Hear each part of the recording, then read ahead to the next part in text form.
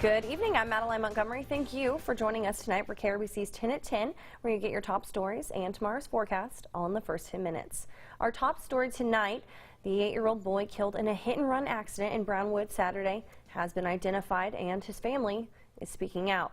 A family member confirmed to KRBC News that Dalen Donald Franklin was killed in the hit-and-run. It happened around 3:15 on Saturday on the 1600 block of 6th Street. In Brownwood, we spoke to Dalen's mother, Vanessa, about the loss of her son. He had presents to open. He had things to do. My baby was a good boy. He was going to go to college and he was going to play sports and he was going to be something. I seen that in my child. The family said Dalen was helpful with his younger siblings. His uncle released a statement saying that he loved them so much he did anything for them, even if it meant giving up what snack he had, just so that they were all happy. We will always and forever miss our Day-Day so much. To read that full statement, you can visit our website, which is bigcountryhomepage.com. The driver who is thought to have caused the hit and run, Samuel Juarez, was arrested on charges of intoxicated manslaughter and failure to stop and render aid. Juarez is being held in the Brown County Jail on a $300,000 bond. A house fire in Coleman caught fire early this morning. The Coleman Fire Department responded to the fire at a vacant home on 3rd and Sabine around 7 a.m. According to the Coleman Fire Department, the home had visible smoke and flames upon the arrival of the firefighters. According to the fire department, the residents had no electricity, water, or gas utilities, but had been used for refuge by individuals recently. The structure was a complete loss and no one was in the home at the time of the fire. The cause is still under investigation. The firefighters have been having trouble battling the fire due to the cold weather with all the temperatures in the teens. Speaking of which, Avery, how much longer are we going to be dealing with this bitter cold? Just a little while longer, Madeline, but there is good news in the forecast. Temperatures, they will warm up eventually, but unfortunately it gets worse before it gets better. Let me show you what I mean by worse. I'm showing you your satellite here over the last 6 hours. You'll notice we got a good clearing trend over the last 6 hours, and that is like a blanket being pulled off of us. That is allowing heat to be really released quickly, and already in Abilene, 17 degrees. Good news, north winds are light now, but it is still bitter cold all across the area. We got some lower teens up towards Aspermont. It is 16 to 17 degrees anywhere from Abilene towards the northwest. In Robert Lee, you're the only town currently left in the 20s. North winds, as I mentioned, are light. Remember yesterday they were gusting up to 40 miles per hour, but when it is this cold, it does not take a whole lot of wind to bring that chill down. We are talking single-digit wind chills from Sweetwater to Snyder. Remember, this is what it feels like if you are not taking precautions and covering up the skin. No doubt this is still dangerous cold that we're dealing with, and we'll continue to see through the overnight hours. Playing through your temperature forecast, yeah, as I mentioned, it gets worse before it gets better. Your forecast calling for some low teens. I think even some upper single digits going to be possible by tomorrow morning. And yes, we do have a hard freeze warning in place for Eastland and Stevens counties. I got another look at how cold we were last night. We broke some records, folks. I'll show you if your town broke that record coming up in your full forecast. Madeline? Thank you, Avery. Speaking of the cold, the below freezing temperatures had a significant effect on local nonprofit homeless shelters. Usually, the Salvation Army houses 60 occupants, but due to the bitter cold that swept the big country, the amount of occupants nearly doubled. KRBC's Amber Trybig spoke with a few residents along with Shelley Frutel about how they managed to keep things under control.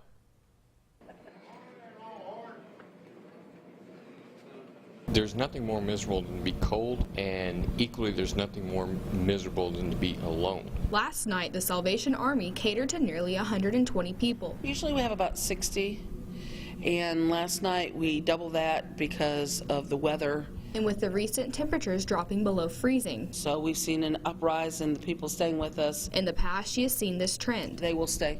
They will just keep staying. We'll see even more coming in. And this lady is thankful for a warm bed. So now I know, and I'm more aware of what's going on and with the people that are less fortunate.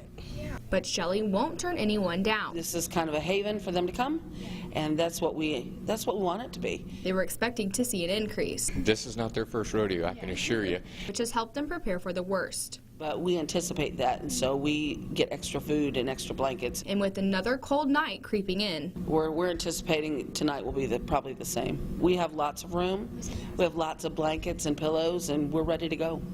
No matter the amount of people. However many come, we'll get it done. That's just the way it is. Reporting in Abilene, Amber Tribig, KRBC News. Thank you, Amber. Although Toys for Tots and the Angel Tree has ended, the Salvation Army is still needing donations for their Christmas Day meal. They plan on having a huge number of guests, which means a large cost. The art scene in Abilene is growing, especially with new studios and galleries like Art Crush Abilene and the maintenance of older venues like the Cockrell Building and Mike Lanier's Studio 13. Now, the possible Civic Center expansion could possibly create growth for local artists in the future. KRBC's Anavid Reyes spoke to an artist who recently moved from San Angelo to Abilene and is hopeful for the expansion.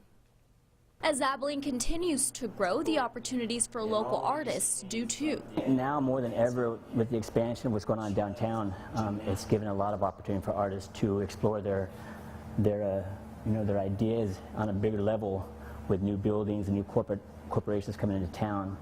So my bigger ideas can come to light now. The art scene is definitely becoming more attractive, especially since more downtown murals are going up. And the recent designation of Abilene as the storybook capital of Texas contributes as well. It's going to keep me busy because now that we have these opportunities coming, we're going to need to see some more activity going on downtown. We're going to have people coming in from out of state. Around Texas, and so we want to keep the entertainment here in town.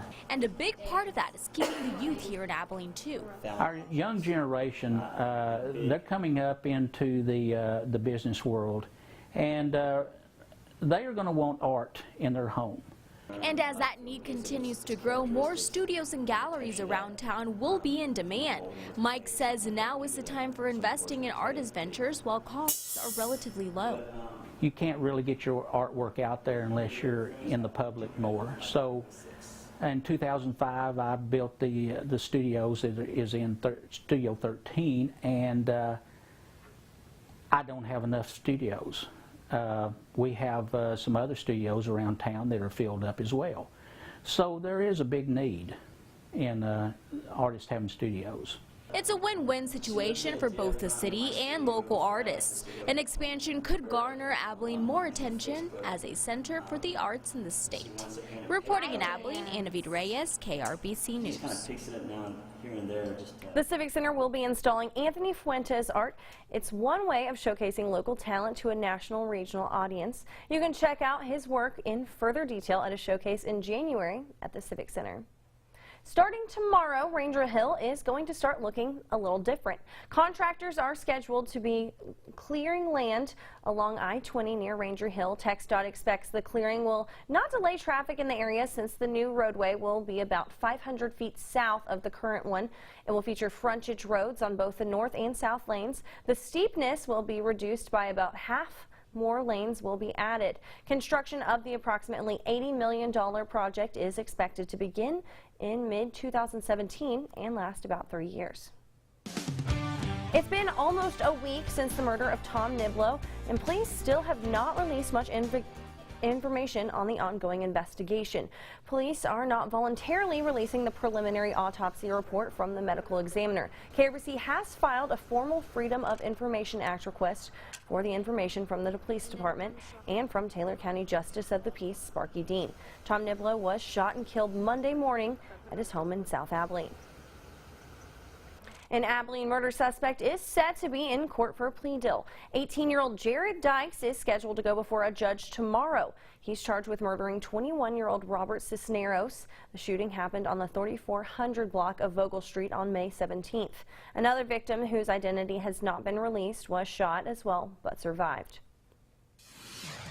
After losing the race for president and seats in the House and Senate, the Democratic Party is looking to rebuild. 5 candidates wanting to run the Democratic National Committee spoke to Texas Democrats in Austin on Saturday. So far, the race has been dominated by Minnesota Congressman Keith Ellison, but recently Labor Secretary Tom Perez officially entered the race. Perez's candidacy is seen as a test of President Barack Obama's strength as a party leader as he prepares to leave office.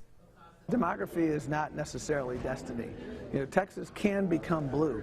The fundamentals are there for that to happen, but the fundamentals are not going to get translated into success until we build infrastructure at a local level. The Democratic Party will elect their next chair in late February. This cold snap now has its place in the record books. Did your town see record cold last night? Probably. I've got a list of that coming up right after the break in your full forecast.